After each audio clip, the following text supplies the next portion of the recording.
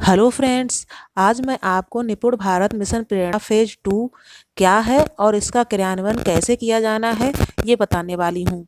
लेकिन अगर आप मेरे चैनल पर नए हैं या अभी तक मेरा चैनल आपने सब्सक्राइब नहीं किया है तो फटाफट कर दीजिए, जिससे को नई नई वीडियो और नई नई जानकारी का नोटिफिकेशन मिलता रहे। तो चलते हैं हम अपनी जानकारी की ओर। आइए सबसे पहले जानते हैं निपुण भारत क्या है। प्राथमिक कक्षाओं में सार्वभौमिक मूलभूत साक्षरता और ज्ञान प्राप्त करना। कक्षा 3 तक के सभी बच्चों में पढ़ने लिखने और संख्या ज्ञान में ग्रेड स्तर की अपेक्षित योग्यता प्राप्त करना निपुण भारत के अंतर्गत रखा गया है। फ्रेंड्स, सबसे पहले हम निपुण भारत की फुल फॉर्म में देख लेते हैं। निपुण भारत NIPUN अर्थात national initiative for proficiency in reading with understanding and numeracy अर्थात बेहतर समझ और संख्यात्मक ज्ञान के साथ पढ़ाई में प्रवीणता के लिए राष्ट्रीय पहल। इसको हिंदी में निपुण, इस प्रकार से ये हमारी पूरी फुल फॉर्म हो गई। आइए देखते हैं इसका आरंभ कब हुआ। इसका आरंभ 5 जुलाई 2021 को हुआ है। 2026-27 तक 3 से 9 वर्ष के बच्चों को लक्ष्य हासिल कराना रखा गया है। ये एक राष्ट्रीय कार्यक्रम है।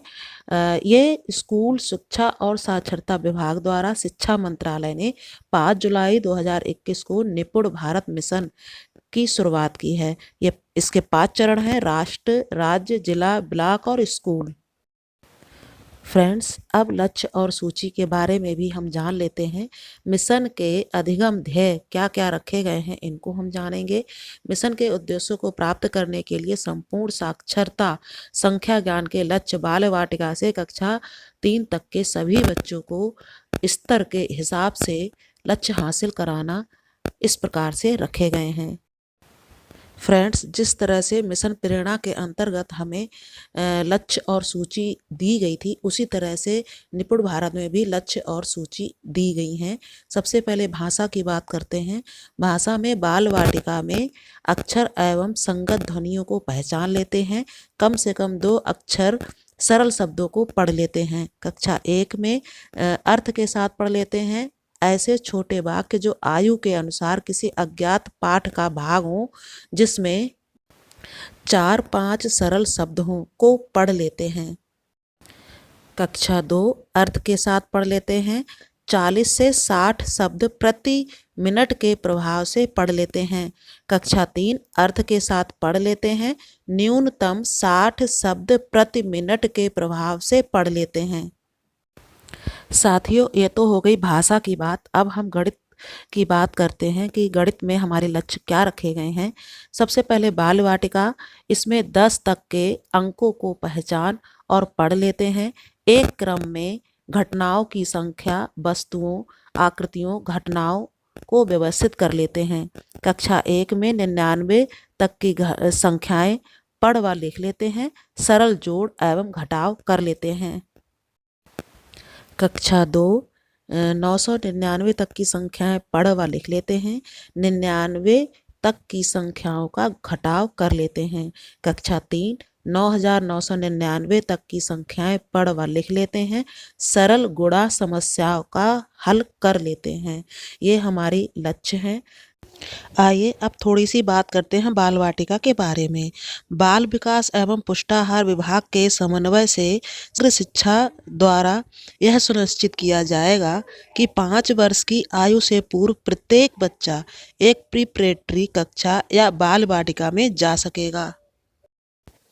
इन प्रिपरेटरी कक्षाओं में अधिगम मुख्य रूप से खेल आधारित शिक्षा पर फोकस किया जाएगा, जिसमें संख्यात्मक, भावनात्मक और मनोप्रेरक क्षमताओं के विकास तथा प्रारंभिक साक्षरता एवं संख्या ज्ञान अर्थात FLN को विकसित करने पर ध्यान केंद्रित किया जाएगा।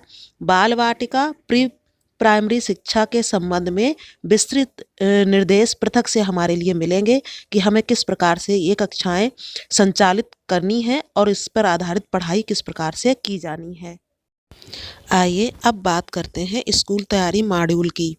NCERT द्वारा विकसित कक्षा 1 के विद्यार्थियों के लिए 3 माह के खेल आधारित स्कूल तैयारी मॉड्यूल विद्या प्रवेश तथा राज्य की स्थानीय आवश्यकताओं के दृष्टिगत एनसीईआरटी द्वारा स्कूल तैयारी मॉड्यूल का विकास किया गया है, जो शिक्षकों को खेल आधारित जो शिक्षा है उसको देने में मदद करेगा। यह मॉड्यूल गतिविधि एवं खेल के माध्यम से अधिगम लक्ष्यों को प्राप्त करने के उद्देश्य से तैयार किया गया है।